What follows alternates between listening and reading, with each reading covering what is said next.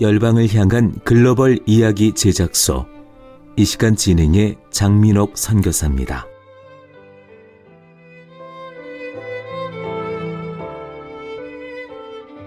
한 주간도 평안하셨습니까? 요즘 특별히 피부로 느끼는 것은 시간이 정말 빠르게 흘러가고 있구나 실감하고 있습니다. 여러분은 어떠신지요? 예전에 어렸을 때 어른들이 말씀하셨을 때는 깨닫지 못했던 일들이 사실로 받아들여지게 되니 시간이 갈수록 살면서 우리에게 중요한 것들은 놓치지 말고 살아야겠다는 생각이 더욱 절실해집니다. 여러분들은 살면서 인생의 가장 중요한 것이 무엇이라고 생각하시는지요? 오늘 글로벌 이야기 제작소에 모신 손님은 목회 현장에서 말씀 사역의 중요성을 깨달으시고 계속 말씀을 연구하시면서 삶에 적용하시며 복음을 전하시는 귀한 선교사님이십니다. 특별히 요즘에 정치적으로나 경제적으로 나라 간의 민감한 관계에 있는 일본을 품고 일본인들에게 전도하시며 하나님이 주신 마음으로 세상의 기준이 아니라 하나님의 관점으로 세상을 바라보며 복음이 말씀으로 증거되기를 실천하시는 선교사님 모시고 이야기 나누도록 하겠습니다. 안녕하셨습니까? 안녕하세요. 네, 이렇게 귀한 시간 내주셔서 감사합니다. 감사합니다. 네, 본인 소개를 좀 직접 부탁드립니다. 네, 안녕하세요. 저는 하와이 코나 열방대학에서 성경연구학교를 섬기고 있는 심유한 선교사입니다. 네, 성경연구학교라면은 어떠한 과정인지 좀 자세하게 말씀해 주시면 이해하는 데 도움이 될 것 같습니다. 네, 저희 성경연구학교는 열방대학에서 제자훈련을 마친 사람들에 한해서 받고 있는 세컨드리 스쿨입니다. 그래서 제자훈련을 마치신 분들이 성경을 배우고 또 성경을 더 알고자 하는 분들이 지원을 하게 되는데, 저희 학교 같은 경우는 연대기적으로 성경을 배우기 때문에 창세기부터 시작해서 마지막 요한복음으로 순서가 끝나게 되어지고요. 9개월간 성경 전체 66권 전체를 공부하고 있는 그런 학교입니다. 네, 제가 알기로는 열방대학 안에서도 그 성경연구학교, 흔히들 SBS라고 네네. 불리는 거로 알고 있는데 네. 그 과정이 굉장히 어렵고 또 험난한 길이라고 들었습니다. 어떻게 선교사님은 그 과정을 이렇게 또 택해서 하시게 되셨는지요? 네, 예, 말씀처럼 쉽지는 네. 않습니다. 뭐 예를 들면 저 같은 경우는 더구나 이제 영어로 공부를 해야 됐기 때문에 네. 하루에 많이 자면 5시간 정도, 못 잘 때는 3-4시간 자면서 공부를 해야 됐고요. 배우게 된 그 훈련을 받게 된 가장 큰 계기는 목회 현장에서 말씀을 전하다 보니까 어느 순간 제가 말씀을 제대로 이해하고 있는가? 제대로 준비해서 성도님들에게 말씀을 전하고 있는가라는 회의감이 들었고, 그런 회의감 때문에 저 스스로 말씀을 좀 더 연구해 보고 싶다. 말씀을 제대로 알고 싶다. 이런 마음 때문에 제가 신청을 하게 되었습니다. 네. 이전에는 어떠한 일에 이렇게 섬김을 하셨는지, 아까 목회 현장이라고 말씀하셨는데, 네. 선교사님 섬기셨던 그 현장은 어떤 곳이었는지 궁금하십니다. 네. 저희 아버지께서 이제 목사님이셨습니다. 그래서 제가 충청북도 옥천에 이제 안남이란 작은 아버님 섬기시던 교회 그때 이제 태어났고요. 그래서 어릴 때부터 아버지께서 늘 목회하는 모습을 보면서 또 아버지과의 이제 관계 가운데서 아버지를 닮고 싶다. 그래서 어릴 때부터 이제 목사가 되고 싶다. 늘 이런 꿈을 가지고 이제 자라왔고, 그래서 어릴 때부터 이제 뭐 대학은 당연히 신학대학 이렇게 정해놓고 살아오던 중에 이제 아버지께서 97년도 5월에 이제 위암으로 소천을 하셨고, 사실 그 전에는 막연하게 이제 신학대학 가서 목사 되고 아버지 같은 사람이 되어야지라는 생각이 있었는데, 아버지가 소천하시고 나서 어떤 면에서는 아버지와 약속을 지키기 위해서, 또 다른 편으로는 이제 그런 상황 가운데서도 나를 부르신 하나님의 뜻이 있을 거라는 어떤 믿음을 가지고 신학대학에 가서 한국 안에서 이제 지역 교회들을 섬기면서 목회를 계속 해왔었고요. 열방대학 오기 전에는 이제 목사 안수를 받고 논산에 있던 교회에서 사역을 하면서 여기에 올 수 있는 또 준비와 기반을 마련하게 되었던 것 같습니다. 특별히 이렇게 목회 현장에 계셨 하셨던 가운데 네. 선교사님에게는 어떤 부분이 가장 이렇게 절실해하고 네. 또 필요로 한 부분이 있어서 또 이곳까지 와서 공부를 하시게 되었는지요? 사실 이제 아버지가 계셨더라면 많은 이제 도움과 코치를 받았을 텐데 그게 아니다 보니까 막상 신학교를 졸업하고 또 전도사가 되었을 때에도 사역하면은 흔히들 이제 예배를 인도하고 또 설교를 하고 뭐 전도를 하고 그 정도로만 생각을 했지 구체적으로 어떤 사역을 해야 될지 알지 못했는데 이제 신대원을 다닐 때에 만났던 한 교수님에 의해서 제자 훈련에 대해서 좀 많은 생각과 도전을 받게 되었습니다. 그래서 제자 훈련이야말로 나에게 맡겨진 사역이고 또 교회가 감당해야 될 가장 중요한 사역이겠구나라는 생각이 있어서 제자 훈련 사역을 계속 하던 중에 열방대학이라는 곳을 이제 그때 알게 되었고요. 그래서 열방대학 안에 제자훈련 코스가 있구나. 그걸 알게 되어서 좀 더 배우고 싶다는 생각에 2009년에 그때 이제 처음 제자훈련 코스에 들어오게 되었습니다. 그래서 열방대학 안에 있던 제자훈련을 받게 되었고, 제자훈련이 지금도 가장 중요한 사역이라고 믿고 있고요. 제자훈련에 필요한 사역이 결국엔 또 말씀 사역이고, 말씀 사역에 필요한 사역이 또 변증학이라든지 기도 사역이라든지 이런 사역들이 필요하구나 해서 이제 그런 사역들에 계속해서 연결이 되어서 지금 이제 그 한 부분으로 말씀 사역을 계속하고 있는 부분도 그런 것 같습니다. 네, 그 성경연구학교의 과정이 네. 녹록지 않은 그 기간이고 예. 또 굉장히 전심을 다해서 해야 되는 그런 학교라고 네. 알고 있습니다. 네네. 근데 목사님한테는 그 성경연구학교의 과정 가운데서 어떤 부분이 가장 이렇게 도전이 되시고 네. 또 보람이 있으셨는지요?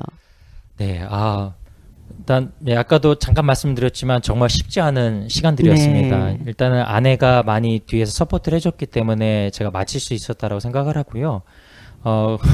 아마 정말 많이 울었던 것 같아요. 너무 힘들어서. 왜냐하면 내가 이 정도로 이렇게 못하나 뭐 이런 생각도 들고 그래도 목회 현장에서 말씀을 가르치고 또 어떻게 보면 신학교에 있는 모든 정규 과정을 맡았던 사람인데 SBS를 하면서 참 많이 좌절이 됐던 것 같아요. 근데 오히려 그렇기 때문에 그런 시간을 통해서 제 안에 있던 알지 못했던 교만한 모습들도 많이 다듬어졌고 깨지면서 어떻게 보면 SBS를 통해서 제가 배울 수 있었던 가장 중요한 것 중에 하나는 바로 겸손함에 대한 모습이었고요. 두 번째로는 말씀을 쭉 연구하면서 또 공부하면서 다시 한번 느꼈던 건 정말 그 말씀이 가리키고 있는 예수님의 복음 또 예수님에 대한 부분들이 얼마나 위대한 것인가 또 얼마나 그것이 체계적이고 논리적이고 또 하나님의 역사는 절대 변하지 않는구나 하나님의 그 신실하심은 절대 변하지 않는구나라는 것을 머리로만 아는 것이 아니라 이 가슴으로 어떤 삶으로 체험하면서 받았던 은혜가 두 번째 은혜였고 세 번째로는 부끄럽지만 정말 제가 많은 부분에 있어서 말씀을 잘 알지 못하고 있던 부분이 있었구나 또는 잘못 해석하거나 또 잘못 가르치고 있었던 부분이 있었구나 이런 부분들에 대해서도 많이 도전을 받았고 지금도 계속 말씀을 연구하면서 좀 그런 부분들이 깨어지고 다듬어지고 세워지고 그렇게 되어가고 있는 것 같습니다. 네. 네. 그렇게 그 말씀 연구 학교를 통해서 이미 목회 현장에서의 경험도 있지만 또 깨닫고 배우신 그 부분들이 앞으로는 어떻게 쓰여지기를 바라시는지요? 네. 뭐 제가 어디까지 제 능력이 될지는 모르겠지만 하나님이 허락하시는 그 안에서 부끄럽지만 그래도 겸손하게나마 목회 현장에 돌아갔을 때에 말씀을 전할 때에 그래도 하나님께서 원하시는 말씀을 잘 전할 수 있는 그런 목회를 하기를 원하고요. 더 나아가서 이 말씀이 우리의 삶에 어떻게 적용이 되어지고 또 어떻게 우리의 삶을 바꿀 수 있는지 그런 부분들이 계속해서 저와 또 제가 사역하게 될 그 사역의 현장에서 성도님들과 함께 고민하면서 같이 그러니까 저 혼자서 하는 사역이 아니라 함께하는 사역이 이 말씀 사역이 되었으면 좋겠다 그런 생각이 들고요. 또 한 걸음 더 나아가서 말씀을 드리자면 말씀이 물론 그 말씀 안에 초자연적이거나 또 기적적인 부분들이 있어서 모든 것을 다 논리적으로 이해할 수는 없지만 또 한편으로는 분명히 말씀 안에 우리가 논리적으로 이해하고 그걸 통해서 하나님의 어떤 지혜나 하나님에 대한 부분들을 알아갈 수 있는 부분들이 있는데 우리가 그런 부분마저도 간과하고 있는 것이 아닌가.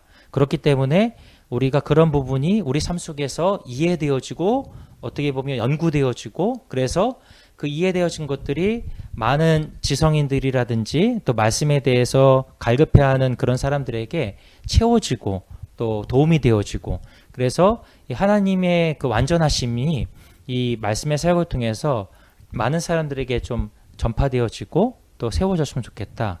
그래서 말씀이 단순히 어떤 우리의 삶의 어떤 율법이나 율법서 같은 부분이 아니라 우리의 삶을 정말 바꿀 수 있는 전인격적인 하나님의 은혜이고 하나님의 말씀이라는 것들이 교회 현장에서 세워졌으면 좋겠다. 작지만 저의 작은아마 그런 바람입니다. 네.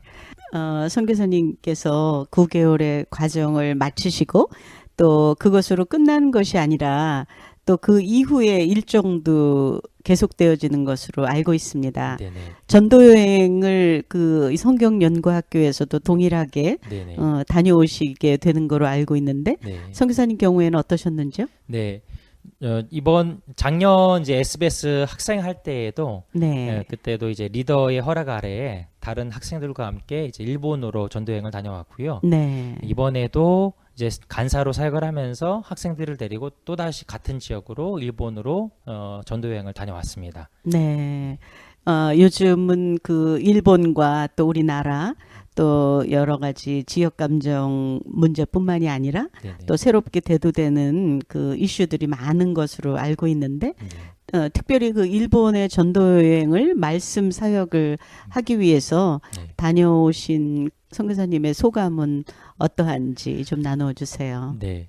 일단 뭐 저의 개인적인 말씀을 드리자면 저 역시 이제 한국인이고 또 사람이다 보니까 쏟아지는 여러 가지 기사나 또 소식들을 보면 사실 저도 이제 일본에 대한 안 좋은 감정들을 가질 수 있기 때문에 사실 의도적으로 좀 안 보는 부분도 없잖아 좀 있습니다. 왜냐하면 저도 알게 모르게 감정이 상할 수 있고 또 그런 부분이 사역에 미치지 않으리라는 보장이 없기 때문에 가급적이면 중요한 뉴스나 이제 그런 소식들은 뭐 제가 원치 않아도 들리게 되기 때문에 알게 되지만 사실은 막 의지적으로 찾아보거나 그러진 않고 있는데 어쨌든 뭐 저희가 이번에 일본에 갔을 때에도 이제 그런 상황이었고 그래서 가보니까 공항이 뭐 7월 달이었는데도 불구하고 한산하더라고요. 일본도 그렇고 우리나라 공항도 그렇고 그래서 정말 그런 여파가 있구나 이런 생각도 하게 되어졌는데 감사했던 것은 일본에 도착해서 특히 이제 제가 계속 방문하고 있는 사역지가 일본의 나가사키인데 그 나가사키 안에 있는 성도님들이 그런 한국 성도님들의 방문을 또 이 열방대학의 학생들의 방문을 감사해 하시고 또 그로 인해서 격려받으시고 또 그런 모습을 보면서 또 저희 또한 많은 도전과 은혜를 받고 또 많은 것들을 배우는 그런 시간들이었습니다. 그 일본의 나가사키가 이번에 처음은 아니신 거라고 알고 네네. 있거든요. 네. 어떻게 해서 그 일본의 마음을 품게 되시고 네. 또 그곳 현장을 여러 번 이렇게 방문하시게 되는 계기가 있으신지요? 네. 그 일본은 2002년에 처음 이제 방문을 하게 됐었습니다. 그래서 그때는 뭐 선교여행을 했던 건 아니고 친구들과 함께 대학 졸업반일 때 배낭여행을 가보자 해가지고 친구들끼리 이제 아르바이트 한 돈으로 어딜 갈까 하다가 보니까 일본이 가장 가깝고 또 저렴한 가격으로 갈 수 있어서 그때 이제 일본으로 배낭여행을 한 10일 정도 갔다 왔는데 그때 하나님이 참 일본에 대한 많은 마음들을 주셨던 것 같아요. 알게 모르게. 그래서 그 이후로도 이제 신대원에 들어가서 훈련받고 공부할 때에도 여러 번 일본으로 단기 선교를 갈 기회가 있어서 여러 번 일본 단기 선교를 가다 보니까 일본에 대한 마음들이 더 커져갔고 그러던 중에 제가 2009년에 열방대학에 제자훈련을 올 때에 같이 사역했던 이제 다른 목사님 한 분이 일본으로 선교를 가게 됐습니다. 근데 그분이 가셨던 사역지가 일본의 나가사키였고 그래서 워낙 이제 친밀하고 같이 사역했던 거의 뭐 전우 같은 사이였기 때문에 제가 열방대학에서 제자훈련학교 간사로 사역을 할 때에도 그분 교회에 이제 가보자 이런 마음으로 학생들을 데리고 제자훈련학교 학생들을 데리고 처음 이제 2010년 4월 달에 그때 갔던 것 같습니다. 그래서 그때 처음으로 이제 나가사키를 가게 됐고요. 그 이후로 그 나가사키 침례교회와 계속 이제 연결이 돼서 2010년부터 주기적으로 한 7번 정도 갔던 것 같습니다. 그래서 이번까지 하면 7번 정도 갔는데 계속해서 같은 교회를 가고, 물론 이제 길게 갈 때는 나가사키만 가는 게 아니라 오사카도 가고 도쿄도 가고 하는데, 일본에 갈 기회가 있으면 가급적이면 나가사키를 계속 가서 나가사키 성도님들과 같이 교제하고 그런 사역을 하려고 하고 있고, 특별히 작년부터는 그 나가사키 침례교회 안에 말씀을 이제 가르치고 있는 집사님들이 계세요. 침례교회다 보니까 장로님들은 계시지 않은데 그 집사님들이 말씀을 가르치는 역할을 하고 있는데, 그분들 스스로가 말씀에 대한 갈급함이 있다 보니까 말씀을 어떻게 가르칠지, 어떻게 준비할지, 그런 부분들에 대해서 저희 성경연구학교가 도울 수 있는 부분이 있겠다 싶어서 작년부터 학생들을 데리고 그곳에 가서 이제 세미나를 하면서 어떻게 균합법적으로 성경을 바라보고 준비하고 또 가르칠 것인가, 이 부분들을 이제 저희가 계속해서 연계해서 사역을 하고 있습니다. 네. 그 목사님에게 또 선교사님에게 일본이란 나라는 굉장히 특별한 나라가 아닌가 생각이 되는데, 네. 하나님께서 또 그 나가사키라는 곳을 전도 여행지로 또 한 번만이 아니라 네. 지금까지 여러 번의 그 선교 여행을 통해서 특별히 그 말씀 사역으로 그 일본 국민들, 또 일본의 그 믿는 신자들 교회를 돕고 있는데, 우리 선교사님에게 일본이란 나라, 네. 또 일본 네. 그 신자로서 신앙생활을 하고 있는 그들은 어떤 분이라고 생각이 되시는지요? 갈 때마다 많은 것들을 일단 배우는 것 같습니다. 그분들을 보면서 많은 것들을 배우는데, 제가 이제 계속 방문하고 있는 일본 나가사키 침례교회 같은 경우는 한 100여 명 정도의 성도님들이 모여 계시는, 그래도 꽤 큰 규모에 해당하는 교회인데, 그래도 한국에 있는 많은 교회들에 비하면 뭐 엄청나게 큰 교회는 아닌데, 제가 발견하고 또 배울 수 있었던 많은 것 중에 한 가지는 참 그분들이 신실하려고 노력한다라는 부분이었습니다. 그래서 그분들이 헌신하시고 결단하시고 예수님을 따르기로 한 그분에 있어서 분명 적지 않은 대가들을 치러야 됨에도 불구하고 그 대가를 묵묵히 치러가고 계시고, 또 그런 대가를 치렀음에도 불구하고 드러나지 않는 부분들이 있는데, 그럼에도 불구하고 포기하지 않고 끝까지 그 주님의 그 길을 가려고 하는 그분들을 보면서 저 역시 선교사로 살고 있어서 결국 녹록지 않지만 그런 부분들이 오히려 더 많이 도전이 되어지고 저를 좀 부끄럽게 하는 부분들이 있는 것 같습니다. 그래서 뭔가 사역을 하려고 가지만 사실은 오히려 더 많이 은혜를 받고 돌아오는 게 저인 것 같고, 그래서 뭐 사역한다라기보다는 제가 필요로 해서 제가 은혜를 받기 때문에 그분들과 교제하면서 또 그분들을 보면서 다시 한번 제 안에 많은 부분들이 충전이 되기 때문에 가는 부분도 없잖아 있는 것 같습니다. 네. 지금 정치적인 이슈로나 또 뉴스에서 우리가 흔히들 듣는 매일매일의 그 일본과의 관계들, 네. 또 이전에 또 우리 선조들이 겪었었던 네. 그 어려운 시간들이 네. 있었잖아요. 네. 일본이란 나라는. 네네. 그럼에도 불구하고 하나님의 편에서는 이 세상의 어느 나라도 네네. 네 편 내 편이 없는 복음이 증거되고, 또 땅끝까지 우리가 하나님의 구원의 선물을 함께 나누어야 되고 전해야 되는 그런 의무가 있는 것으로 알고 있습니다. 네네. 선교사님께서 특별히 그 나가사키 주민들을 통하여서 받았던 그러한 은혜와, 또 우리들이 생각할 때 일본이란 나라는 참 전도하기 어렵죠. 어려운 나라고, 네네. 또 정말 많은 신자들을 보기를 어렵죠. 어렵다고 생각하게 되는데, 네네. 그 나가사키에 그렇게 많은 믿는 사람들이 말씀을 갈급해 하고 있다는 사실이 참 또 새롭게 들려지네요. 네.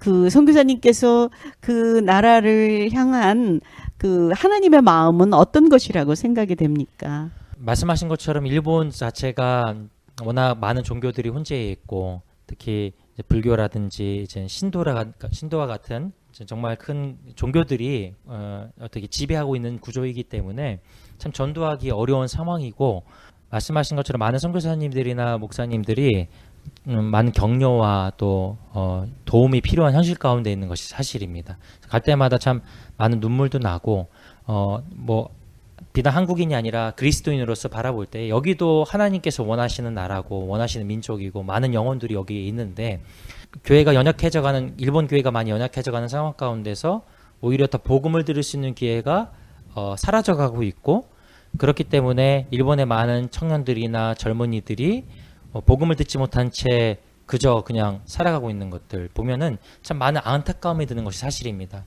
나가사키 침례교회 같은 경우도 다른 교회에 비해서는 젊은 세대나 다음 세대가 많이 있지만 여전히 이제 노인 세대가 많은 비중을 차지하고 있고요.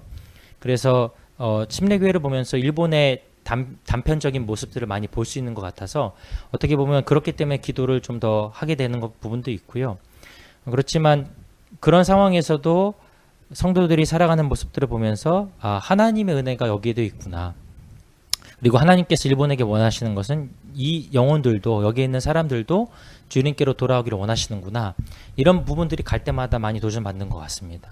그래서 작년 같은 경우는 저희가 SBS 성경연구학교 학생들이 갔을 때에 도쿄의 한 그 공원에서 전도하다가 만났던 한 젊은 친구가 있는데 그 친구에게 복음을 전하게 되었을 때에 그 친구가 그 길거리 현장에서 예수님을 영접하는 그런 은혜가 있었는데 제가 2002년 이후로 계속 일본을 방문하면서 여러 가지 이야기들을 접하고 들었지만 제 스스로 그렇게 길거리에서도 복음이 전파되어지는 역사가 없었거든요. 근데 보면서 하나님 여전히 여기서도 일하고 계시구나. 여전히.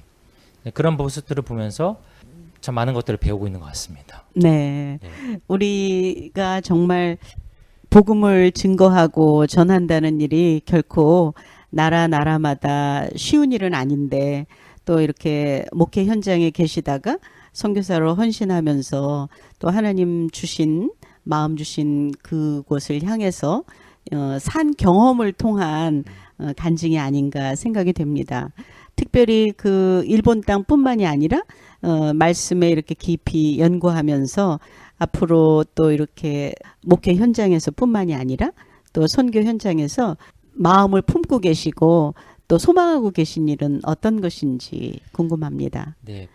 그 작년에 이제 성경연구학교 과정을 다 마치고 한 학기를 더 공부해야 되는 상황이어서 그때 이제 하게 된 것이 이제 변증학과 관련되어 있는 학교였습니다. 기독교 변증학. 네, 변증학이라면은 어떤 것인지 좀 더 이해를 돕기 위해서 말씀해 주실 수 있으세요?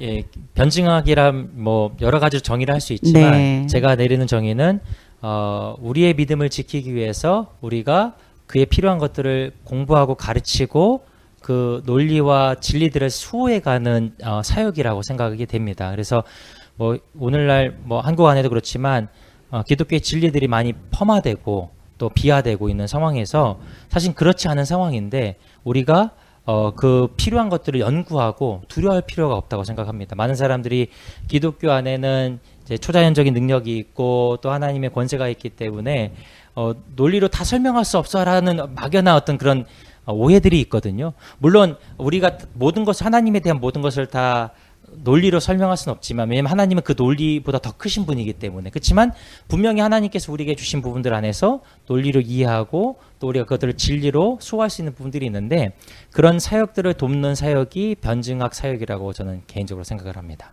네.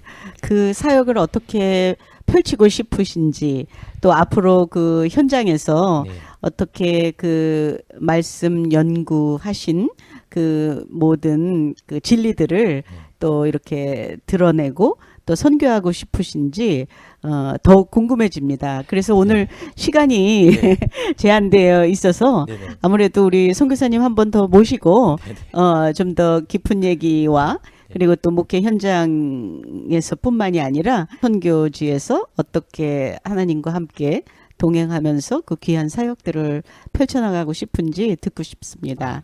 한 번 더 시간 내주시겠습니까? 네, 알겠습니다. 네, 오늘 시간 감사합니다. 네, 감사합니다. 네네, 다음 주에 또 한 번 뵙겠습니다. 네, 감사합니다. 네.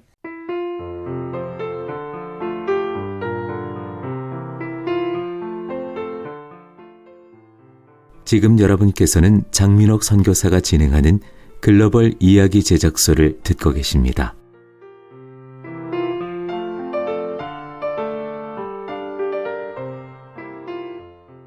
오늘 글로벌 이야기 제작소에서 모신 심요한 선교사님의 말씀을 통해 열방을 향하신 아버지의 마음, 특별히 일본 땅을 향하신 하나님의 마음은 어떤 것인지 더욱 깊이 헤아려보는 시간을 갖게 되었습니다. 하와이 코나 열방대학의 여러 과정 중에 가장 어렵고 힘들다는 학교가 있습니다. SBS라는 9개월 가정의 성경 연구학교입니다. 그 학교에서 말씀을 연구하고 가르치며 삶으로 실천하고 전도하시는 심요한 선교사님은 하나님 말씀의 능력과 권세로 전해지는 복음 증거와 영혼 구원의 중요성을 강조해 주셨습니다. 특별히 요즘 조국 대한민국과 여러 면에서 갈등과 관계의 쟁점에 있는 일본과 그 나라 사람들에게 말씀 사역을 통해 복음을 증거하고 전하는 선교사님의 이야기에 많은 도전이 됩니다. 하나님의 마음으로, 하나님의 눈으로 이 세상을 바라보며 모든 사람들에게 마땅히 전해져야 할 복음 증거의 중요성도 잊지 말아야겠다는 깨달음도 더욱 분명해졌습니다. 오늘 시간 관계상 다 나누지 못했던 구체적인 말씀 사역의 방법과 복음 전도의 나눔은 다음 주 한 번 더 모시고 계속 이야기 나누도록 하겠습니다. 하와이 글로벌 복음 방송에서 하와이 지역 시간으로 매주 수요일 낮 12시 30분에 본방송, 저녁 7시 30분에 재방송으로 방송되는 글로벌 이야기 제작소, 지금까지 진행의 장민옥, 제작의 장남호 선교사였습니다. 주님 안에서 늘 평안하시고 승리하십시오. 함께하신 청취자 여러분 감사드립니다. 사랑하고 축복합니다.